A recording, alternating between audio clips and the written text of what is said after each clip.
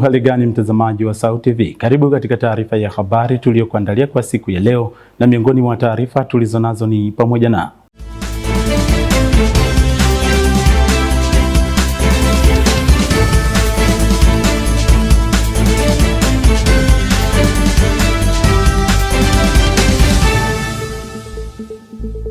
wanafunzi SAUT waeleza umuhimu wa kutunza mazingira hasa katika maeneo wanayoishi.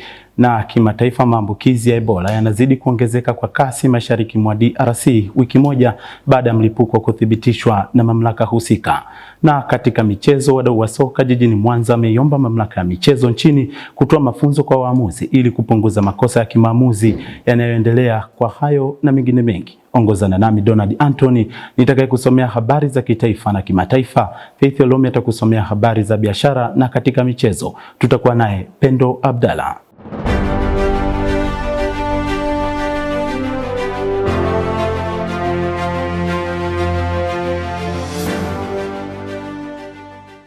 Tukianzia hapa katika ukanda wa Ziwa Victoria, ndani ya ndaki ya Chuo Kikuu cha Mtakatifu Agustino. Baadhi ya wanafunzi kutoka Chuo Kikuu cha Mtakatifu Agustino Behewa Kula Mwanza wameeleza umuhimu wa kutunza mazingira hasa katika maeneo wanayoishi, kwani inawaweka mbali na magonjwa yasiyo ya lazima. Haya yanajiri kufuatia malalamiko yaliyotolewa na baadhi ya wamiliki wa hosteli kuwa wanafunzi wengi wanazingatia zaidi usafi wa vyumba vyao na si mazingira yanayowazunguka. Kwa undani wa taarifa hiyo, tuungane na mwanahabari wetu Isaya Sijia. Usafi wa mazingira katika maeneo tunayoishi ni jambo la muhimu na kuzingatiwa na kila mmoja wetu. SAUT TV imezungumza na baadhi ya wanafunzi kutoka katika Chuo Kikuu cha Mtakatifu Agustino cha Tanzania campus kuu ya Mwanza. Nao wameeleza umuhimu wa kufanya usafi katika mazingira wanayoishi. Kuna umuhimu mkubwa sana wa kufanya usafi hususan katika mazingira ambayo tunayaishi. Mfano mfupi kama mazingira ya hostel. Kuna umuhimu mkubwa sana kuhakikisha maeneo yanakuwa salama, kwa sababu maeneo yakiwa salama yanatusaidia kuepuka magonjwa mbalimbali ikiwemo malaria, kipindupindu, kwa sababu eneo linakuwa salama. Katika chuo hiki tumeona kuna umuhimu mkubwa sana wa kutunza mazingira, kwani chuo chenyewe kina mazingira yanayovutia. Hosteli ziko nzuri ambazo zinatunzwa vizuri sana, na hii imepelekea wanafunzi kuonekana kuwa na afya njema na kuepukana na magonjwa ya mlipuko hasa malaria, typhoid na magonjwa mengineyo. Lakini zipo ripoti zilizotolewa na wamiliki wa hosteli za nje wakilalamika kuwa wanafunzi wanaokaa hosteli za nje wameweza kuishi kwa kusafisha vyumba vyao na kuto kusafisha mazingira yanayowazunguka, na hii inawapelekea wao kuwa na magonjwa ya kuambukizwa kwa sababu ya uchafu wa mazingira, yakiwemo kipindupindu, malaria na magonjwa mengineyo. Mazingira yanayotuzunguka tukiweka kuwa safi yanaweza kusababishia tuwe na afya njema.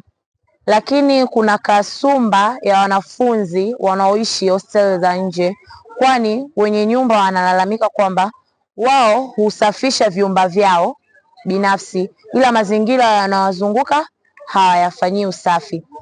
Kutoka hapa katika Chuo Kikuu cha Mtakatifu Agustino, jina langu ni Isaya Sijia na hii ni SAUT TV. Asante sana Isaya Sijia kwa taarifa hiyo. Mtazamaji, tukisalia hapa katika jiji la Miamba, mwenyekiti wa mtaa wa Shadi kata ya Luchelele mkoani Mwanza Anthony Chananja amemwomba mkuu wa mkoa wa Mwanza Saidi Mtanda kutatua changamoto ya migogoro ya ardhi inayoendelea katika mtaa huo. Kwa undani wa taarifa hiyo, tuungane na mwanahabari wetu Jordan Mgoli. Akizungumza katika ziara ya mkuu wa mkoa wa Mwanza Saidi Mtanda, mwenyekiti huyo amemwomba kutuma timu yake ili kufika kwenye eneo la mtaa huo kwa ajili ya kupima na kuhakiki viwanja vya wananchi ili waweze kuishi bila pressure. Upimaji uliofanyika huwa awamu ya pili kwa ajili ya kubadilisha maeneo ya viwanja vya Shadi. Kuna makubaliano ambayo walikuwa wamekubaliana. Unapopimiwa viwanja katika eneo lako, mwananchi atapata viwanja, alafu viwanja vingine vitachukuliwa na halmashauri kwa ajili ya kupata nini? Kama kufidia gharama za upimaji. Lakini halmashauri ya jiji la Mwanza vile viwanja vinavyoonekana vimeshauzwa vyote. Wenye viwanja vyao kila wakienda kuangalia hivi wanakutana na watu ambao ni wageni, wanakuja kutambulisha kwangu kwamba katika eneo la Kurokojei bana, mimi kiwanja namba 300 na kadhaa ni kiwanja changu. Kwa hiyo nilikuwa naomba kupitia kikao hiki hao watu wa halmashauri ya jiji la Mwanza watuambie, watupe majibu kwamba walipopima hivyo viwanja waliviuza kwa kuwashirikisha wananchi au ilikuwaje, na wananchi wana mapendekezo yao kwa halmashauri ya jiji la Mwanza. Wameomba kupitia kikao hiki, kiwezekana hao wataalamu wa halmashauri ya jiji la Mwanza waende wakawapimie wale wananchi waweze kuimiliki yale maeneo kihalali badala ya kulipa fidia, kwa sababu muda wa fidia umeshapita. Kadhalika, mwenyekiti huyo amemuomba kutatua mgogoro uliopo kwenye eneo la zahanati ya mtaa huo, ambao eneo la wananchi lililochukuliwa baadhi yao hawajalipwa fidia zao walizostahili mpaka sasa. Wananchi ambao wanaishi kwenye kiwanja kilichopimwa kwa ajili ya ujenzi wa zahanati ya Shadi, kuna wananchi ambao wanaishi humo ndani ya hiyo eneo hawajalipwa fidia tangu upimaji uliofanyika mwaka 2008 na kufanyia uthamini mwaka 2013. Shukrani sana Jordan Mgoli kwa taarifa hiyo. Mtazamaji, tukirejea tena katika ndaki ya Chuo Kikuu cha Mtakatifu Agustino, baadhi ya wanafunzi wa Chuo Kikuu cha Sauti Mwanza wanaoishi mbali na maeneo ya chuo wamesema kupanda kwa bei za nauli kumekuwa tishio kwa taaluma zao, kwani kumeathiri kwa kiwango kikubwa mahudhurio yao ya darasani. Ripoti kamili juu ya hili na mwanahabari wetu Ramadhani Halidina. Kupanda kwa gharama za usafiri kumekuwa ni changamoto kubwa kwa wanafunzi wa Chuo Kikuu cha Mtakatifu Agustino. Leo hii Sauti TV tumepata kutembelea chuo hiki ambapo tumezungumza na baadhi ya wanafunzi wana haya ya kusema. Kwa majina naitwa Mwambepo Black. Changamoto ya kupanda kwa gharama za usafiri, mimi kama mwanafunzi inaniathiri kwa kiwango kikubwa sana, kwa sababu nachelewa kufika kwenye vipindi kwa wakati sahihi na inapelekea kwenda kuingia kwenye kwaro na walimu, kwa sababu kuna muda anatoa quiz, wanatoa testi, then mimi nakuwa nimechelewa. Nafika pale sielewi hata cha kufanya. Lakini upande mwingine inaniathiri mimi kwa kuharibu budget, kwa sababu kuna muda unategemea kwamba nitumie jero ama 500 kwa wakati huo, lakini unafika sehemu ya usafiri kwamba unachukua chombo cha moto wanakuambia kwamba sasa hivi ni 1000, na ukiangalia eneo lenyewe ni la kawaida sana. Kwa majina naitwa Ana Peter Kitapondia, ni mwanafunzi wa sheria mwaka wa pili. Kwenye masuala ya usafiri, kwenye usafiri tulikuwa kuna maeneo ambayo tunapanda kwa usafiri kwa nauli ndogo maybe 500, lakini kwa sasa hivi imepanda imefikia 700, hasa kutokana na mtu ulikuwa umejiwekea labda kwenye bajeti yako ya mwaka mzima kwenye swala la nauli ilikuwa umeweka bajeti kidogo. Sasa inakuwa affect vipi? Inabidi ufix kwenye ile hela uongeze iwe ifikie kile kiwango ambacho unatakiwa kulipa ile nauli. Sasa inakuwa imetu affect sisi wanafunzi kwenye bajeti zetu, na pia hapo sisi kwenye hela saa, kwa sababu tunatoa kwenye hela yetu ya mkopo au boom ambayo tunaita ni boom. Sasa mfano mtu anakuwa amepiga bajeti kwenye ile 600, anakuwa amepiga bajeti ya kwamba usafiri, chakula, labda na mavazi na nini, labda masuala ya materials ya kujisomea na nini. Sasa kwenye ile hela sasa ya nauli ambayo imepanda, mtu anashindwa kuifix kwa ajili ya masuala ya nauli. Kwa majina naitwa Kelvin Mrema. Upandaji wa nauli umekuwa changamoto katika taaluma zetu, hususan sisi wanafunzi. Ukiangalia kwa sisi ambao tunakuja chuoni hapa, hususan vipindi vya asubuhi, kwa tunapitia changamoto kubwa sana.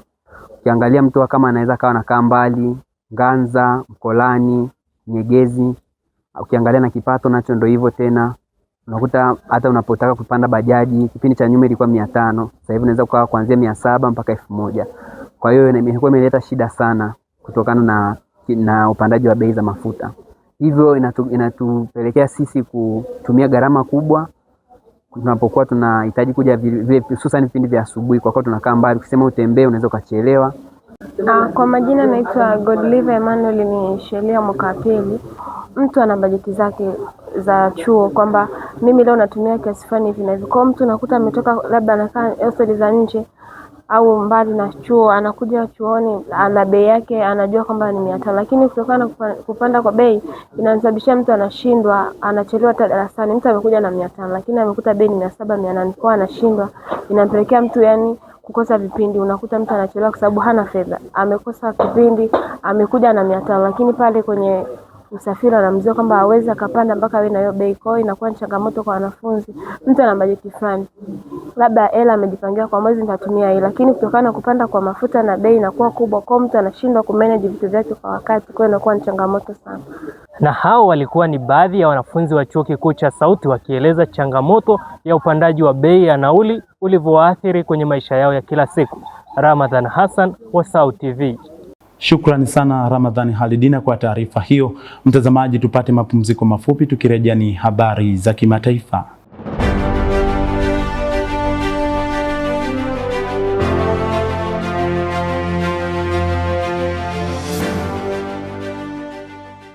Karibu tena mtazamaji wa SAUT TV, na sasa ni wakati wa kuiangazia yale yaliyotokea nje ya mipaka ya Tanzania. Ripoti zinaeleza kuwa maambukizi ya Ebola yanazidi kuongezeka kwa kasi mashariki mwa DRC, wiki moja baada ya mlipuko kuthibitishwa na mamlaka husika, huku takwimu zikionyesha kuwa visa vimefikia 671 huku watu 160 wakiarifiwa kupoteza maisha. Kwingineko, Umoja wa Mataifa umeeleza wasiwasi wao kuhusu sheria mpya ya Taliban nchini Afghanistan kuhusu utengano wa ndoa. Sheria hiyo imeelezwa kuundwa ili kupunguza ubaguzi dhidi ya wanawake na wasichana na baadhi ya vipengele vinavyodokeza ruhusa kwa ndoa za watoto. Mwandishi wetu Jordan Mgoli anaeleza kwa kina juu ya taarifa hizi za kimataifa. Tukianzia hapa barani Afrika, huko nchini DRC Congo, maambukizi ya ugonjwa wa Ebola yanazidi kuongezeka kwa kasi ya kutisha mashariki mwa Jamhuri ya Kidemokrasia ya Kongo, wiki moja tu baada ya mlipuko huo kuthibitishwa rasmi na mamlaka za afya nchini humo. Takwimu za hivi punde zilizotolewa na Wizara ya Afya kwa ushirikiano na mashirika ya kimataifa zinaonyesha kuwa jumla ya visa vya wagonjwa wanaoshukiwa vimeongezeka kwa kasi na kufikia 671. Hali ni mbaya zaidi, kwani idadi ya vifo vilivyosababishwa na mlipuko huo tayari imefikia watu 160, jambo linaloamsha hofu ya kutokea kwa janga kubwa zaidi la kiafya la kikanda. Mlipuko huu ni wa 17 wa Ebola nchini DRC unaoripotiwa kusababishwa na aina ya virusi vya Bundibugyo ambavyo ni tofauti na aina ya Zaire. Havina chanjo au matibabu maalum yaliyoidhinishwa hadi sasa. Shirika la Afya Duniani WHO tayari limetangaza mlipuko huu kuwa dharura ya afya ya umma yenye wasiwasi wa kimataifa. Kutokana na kasi yake ya kuenea, maambukizi haya yamejikita zaidi katika jimbo la Ituri na baadhi ya maeneo ya Kivu Kaskazini, huku tayari kukiwa na ripoti za wagonjwa wachache waliovuka mpaka na kuingia nchi jirani ya Uganda. Mkurugenzi mkuu wa kituo cha kudhibiti na kuzuia magonjwa barani Afrika CDC, Dr. Jean Kaseya ameeleza wasiwasi wake juu ya kasi ya ugonjwa huu na jinsi timu za afya zinavyopambana ardhini. Katika taarifa yake, Dr. Kaseya amesema kuwa bado tupo katika hatua ya kuongeza nguvu kwenye uchunguzi na kusaka visa vipya vya maambukizi. Kasi ya ugonjwa huu inatutaka kuongeza ushirikiano wa haraka ili kuzuia maambukizi zaidi. Hali ya usalama mdogo na mapigano ya silaha mashariki mwa DRC inatajwa kuwa kikwazo kikubwa kinachokwamisha juhudi za madaktari kuwafikia na kuwaweka karantini wale wote waliokuwa ni wagonjwa. Mwakilishi wa WHO nchini DRC, Dr. Anne Asia, amebainisha kuwepo kwa sitofahamu kubwa kuhusu idadi kamili ya maambukizi kutokana na changamoto za kijiografia na kiusalama, akisema kuwa tuna sitofahamu kubwa kuhusu idadi halisi ya maambukizi na jinsi virusi hivi vilivyosambaa kwa mbali, huku akisisitiza kuwa idadi halisi ya wagonjwa inaweza kuwa kubwa kuliko ile iliyoripotiwa hapo awali. Hadi sasa serikali ya DRC kwa ushirikiano na shirika la madaktari wasio na mipaka MSF na WHO wanajenga hospitali za dharura katika miji ya Bunia baada ya vituo vilivyopo kuelemewa na wagonjwa. Na katika habari za kimataifa, Umoja wa Mataifa umeeleza wasiwasi wake mkubwa kufuatia hatua ya utawala wa Taliban nchini Afghanistan kuidhinisha sheria mpya inayohusu utengano wa ndoa na masuala ya kifamilia. Kulingana na mashirika ya kutetea haki za binadamu ya Umoja wa Mataifa, sheria hii imeundwa kimaksudi ili kuimarisha mfumo wa ubaguzi wa kijinsia dhidi ya wanawake na wasichana. Hatua hii inatajwa kuwa pigo jipya na kubwa zaidi katika msululu wa maamuzi ya Taliban yanayoendelea kufuta haki za kimsingi za mwanamke tangu waliposhika mamlaka nchini humo.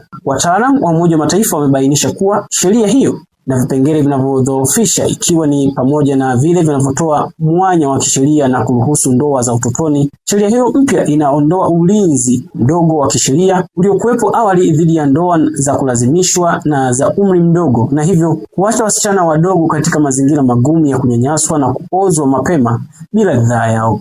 UN inatahadharisha kuwa hatua hii inasababisha ongezeko kubwa la ndoa za utotoni, jambo ambalo linarudisha nyuma mafanikio yote yaliyopatikana katika miongo miwili iliyopita.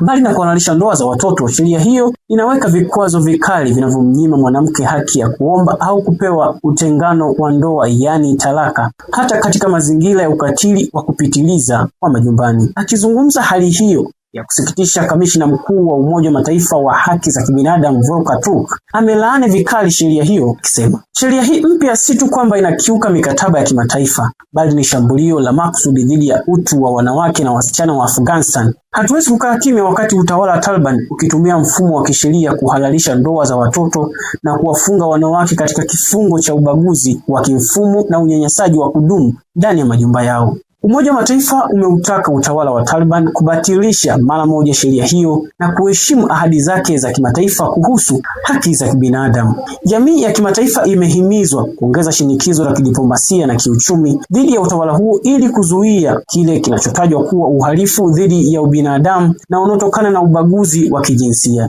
UN imesisitiza kuwa amani na maendeleo ya kweli nchini Afghanistan hayawezi kupatikana ikiwa nusu ya idadi ya watu wa nchi hiyo itaendelea kunyanyaswa na kunyimwa haki zao za kimsingi za kuishi kwa usalama. Jordan Mgoli, SAUT TV. Shukrani sana Jordan Mgoli kwa taarifa hizo za kimataifa. Tupate mapumziko mafupi. Tukirejea tutaungana na Faith Olomi atakayekusomea habari za biashara. Endelea kusalia nasi.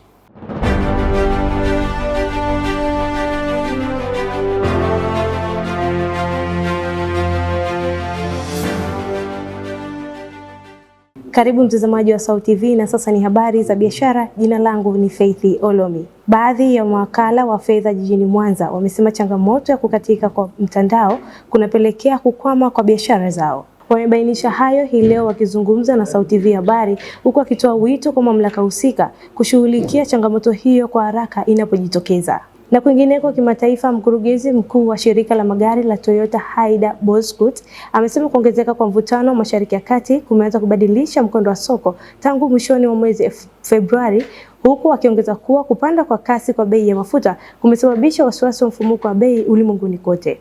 Kwa taarifa hizi za biashara tuungane na mwanahabari wetu Haji Hassan. Mtandao ni nyenzo muhimu sana katika masuala ya biashara ya fedha, na kukosekana kwa mtandao kunaweza kupelekea changamoto kubwa kwa wafanyabiashara wa fedha kwa maana mawakala. Na leo nimefika katika mtaa wa Nyamarango, wilaya Nyamagana, mkoani Mwanza kuzungumza na baadhi ya wafanyabiashara wa fedha kwa maana mawakala, nikitaka kufahamu namna ambavyo kukatika kwa mtandao kunavyoathiri shughuli yao ya biashara ya fedha. Teja era haijafika. Kwa kupitia njia hiyo kwenye swala la kimtandao inatuletea shida sisi mawakala sana sana. Teja ana paniki, anaweza kutoka hapa anaenda kutangaza kwa watu labda pale huduma zao kidogo sio nzuri nini, inatuletea migogoro na sehemu nyingine unakuta tunakosa wateja kwa njia hiyo. Na pengine huenda kabla au watu wa mitandao zaidi walikuwa wanatoa taarifa kabla, watupe taarifa ili angalau wateja wakija tuwe tunatoa taarifa kwamba muda huu hatutoi huduma kwa sababu ya mtandao unafanyaje, unazingua. Ingekuwa hivyo ingeturahisishia sisi kama wahudumu hapa tuweze kufanya huduma zetu kwa uhakika na kwa kuwashughulikia wateja ipasavyo. Changamoto kwa mfano nakuja natumia mteja nachelewa meseji kurudi, naomba waboreshe mapema ili kuweka na urahisi wa kufanya kazi mapema. Kwa mfano wateja wakiwa wengi hapo kuna kazi wakienda kwa utaratibu sana, programu ya mara iende haraka haraka kama endapo mtandao upo. Mimi ninachoshauri hapo ni kwamba taarifa itolewe mapema ya kwamba mtandao unakatika kwa muda fulani unarudi, na wahakikishe muda huo mtandao unarudi, yani isipite hata muda kwa taarifa ulioitoa alafu mtandao usirudi kwa wakati, ili kazi yetu isidudumae sana. Na biashara kimataifa, mkurugenzi wa Toyota nchini Uturuki Ali Haidar alitathmini mienendo ya tasnia ya magari na kusema kuwa masoko kote ulimwenguni yanapitia mchakato mgumu na unaobadilika. Sanjali na hayo, Ali alikuwa mgeni wa mpango wa sakafu ya usimamizi uliotekelezwa na idara ya habari za biashara ya shirika la Anadolu na kufanya tathmini hiyo kuhusu sekta ya magari, kutoka kwa athari za moja kwa moja za hatari za kijiografia kwenye ugomvi hadi sera za kodi, kutoka kwa mapumziko ya ugomvi hadi hali ya mikopo katika mfumo wa kibenki. Hata hivyo, ameongeza kuwa kuwepo kwa kupungua kwa mikopo katika sekta hiyo sio jambo geni na imekuwa ikiendelea kwa takriban miaka mitatu, na kuongeza kuwa licha ya hayo soko la ndani limekuwa kwa kuvunja rekodi ya hapo awali. Na kwingineko, fahilisi kuu za Wall Street zilipanda Ijumaa hii, huku Dow ya blue ikifikia rekodi ya juu kwa mara ya kwanza tangu vita vya Iran kuanza, huku wawekezaji wakifuatilia maendeleo katika mazungumzo ya kumaliza mzozo wa karibia miezi mitatu kabla ya wikendi hii. Waziri wa mambo ya nje wa Iran alikutana na waziri wa mambo ya ndani wa Pakistan kujadili mapendekezo ya kumaliza mzozo huo, huku ripoti za vyombo vya habari zilisema Tehran na Washington zikiwa bado zinatofautiana juu ya hifadhi ya Iran na udhibiti wa mlango bahari wa Hormuz.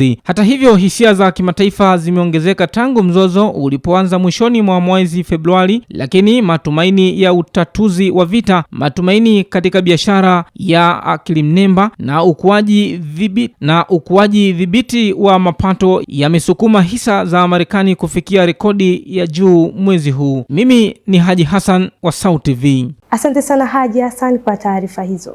Mtazamaji, na huu ndio mwisho wa taarifa za biashara tulizokuandalia kwa siku hii ya leo. Tupate mapumziko mafupi, tukirejea ni habari za michezo na Pendo Abdalla. Endelea kutazama SAUT TV habari. Mimi ni Faith Olomi.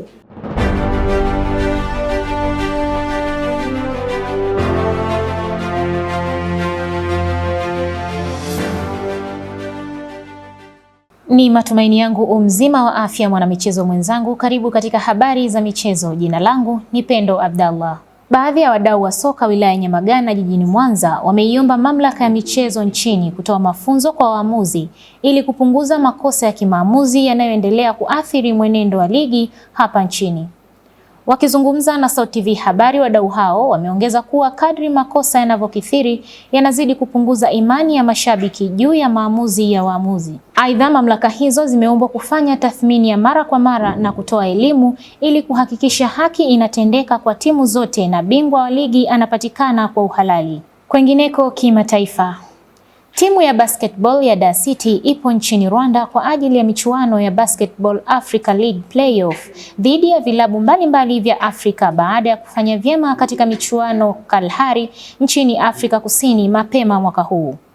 Kwa undani wa habari hizi za michezo tuungane naye mwanahabari wetu Gibson Ernest. Kutokana na changamoto za kimaamuzi zinazoendelea kuwakumba waamuzi wanaochezesha ligi kuu ya NBC Tanzania Bara, wadau mbalimbali wa michezo kutoka hapa jijini Mwanza wameeleza kitu gani ambacho kinatakiwa kufanyika ili kuweza kupunguza changamoto hizo za kimaamuzi, na haya ni maoni yao. Kwanza kabisa zikaguliwe leseni zao za madaraja, kwa sababu kuna wengine wanakuta na leseni ya daraja fulani lakini sio lao kutokana na maamuzi ambayo wamekuwa wakiyafanya uwanjani. Lakini cha pili kabisa, itolewe elimu stahiki ama wakaguliwe elimu zao ziko sawa ili wapewe elimu inayotakikana kwa ajili ya kuendelea, kwa sababu ukiangalia hata TFF wenyewe wameweza kulithibitisha hili baada ya kuweza kuwaruhusu marefali kutoka nje ya nchi kuja kuchezesha mchezo wa dabi kati ya Simba na Yanga, na pia wameweza kuziweka faini kana kwamba wanajua kabisa marefali wanakosea, lakini sababu ni zipi wakaweka faini, sababu haziidhinishwa. Kwa hiyo ambacho ni cha kufanyika kugawiwa leseni zao pamoja na kupewa elimu zaidi. Jina langu ni Leila Hamza. Kitu ambacho kinaweza kusaidia kuondokana na hizo lawama ni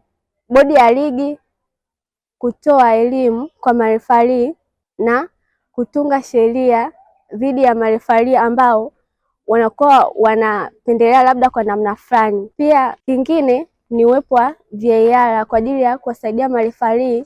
Moja, waamuzi wetu wanafanya kazi hususan kwenye hizi mechi kubwa. Kwanza kabisa natakiwa waamuzi wetu wapewe semina, wapewe mafunzo ili kusudi waweze kufanya kazi kwenye mechi zote. Hatuna, teknolojia yetu ipo chini sana. Tunatakiwa tuwe na VAR, lakini vile vile viwanja. Na tukisalia hapa barani Afrika, timu ya mpira wa kikapu ya Dar City imewasili salama mjini Kigali nchini Rwanda kwa ajili ya kushiriki ligi ya kikapu Afrika hatua ya robo finali 2026. Safari hii ya Dar City ni baada ya kukamilisha maandalizi yao yaliyojumuisha kambi ya wiki 2 huko nchini Dubai, na wanatarajia kucheza dhidi ya Atletico Petros de Angola Mei 23, 2026 jijini Kigali. Hii ni mara ya kwanza katika historia kwa timu kutoka Tanzania kufika hatua ya robo finali ya michuano hiyo mikubwa ya BAL barani Afrika, na ni baada ya kufanya vizuri kwenye michezo ya ukanda wa Kalahari iliyopigwa nchini Afrika Kusini mapema mwaka huu. Katika hatua nyingine, mkuu wa mkoa wa Dar es Salaam Albert Chalamila ameahidi kutoa kiasi cha shilingi milioni 50 kwa Dar City Basket Team endapo timu hiyo itafanikiwa kutinga hatua ya nusu finali katika mashindano yanayoendelea mjini Kigali nchini Rwanda. Na huko barani Ulaya, kocha wa timu ya taifa ya Uingereza Thomas Tuchel ametangaza kikosi cha wachezaji 26 kwa ajili ya maandalizi ya michuano ya kombe la dunia yatakayofanyika kuanzia Juni 11 hadi Julai 19, 2026. Katika hatua nyingine, kocha huyo wa timu ya taifa ya Uingereza ameibua sitofahamu baada ya kuacha baadhi ya nyota ambao wamefanya vizuri katika msimu wa ligi 2025-2026. Miongoni mwa wachezaji walioachwa katika kikosi cha timu ya taifa ya Uingereza kitakachoingia kambini mwishoni mwa mwezi huu ni Phil Foden wa Manchester City, Harry Maguire wa Manchester United, Cole Palmer wa Chelsea na Trent Alexander-Arnold kutoka klabu ya Real Madrid. Gibson Ernest, SAUT TV. Asante sana Gibson Ernest kwa taarifa hizo za michezo. Hadi kufikia hapo sina la ziada katika michezo kwa siku ya leo. Mimi ni Pendo Abdallah na sasa nirudishe kijiti kwake Donald Anton kwa kuhitimisha habari kwa siku ya leo. Asante sana Pendo Abdara kwa taarifa hizo za michezo. Na mtazamaji, taarifa hizo za michezo zinatutamatishia taarifa ya habari kwa siku ya leo, lakini kabla ya kumaliza taarifa ya habari tupate tena muhtasari wake. Wanafunzi SAUT waeleza muhimu wa kutunza mazingira hasa katika maeneo wanayoishi. Na kimataifa, maambukizi ya Ebola yanazidi kuongezeka kwa kasi mashariki mwa DRC wiki moja baada ya mlipuko kuthibitishwa na mamlaka husika. Na katika michezo, wadau wa soka jijini Mwanza wameiomba mamlaka ya michezo nchini kutoa mafunzo kwa waamuzi ili kupunguza makosa ya kimaamuzi yanayoendelea. Na kufikia hapo sina la ziada. Kwa niaba ya wote walioshiriki kuandaa taarifa hii ya habari, jina langu ni Donald Anthony, nikutakia utazamaji mwema vipindi vingine kutoka hapa SAUT TV. Uwe na wakati mwema.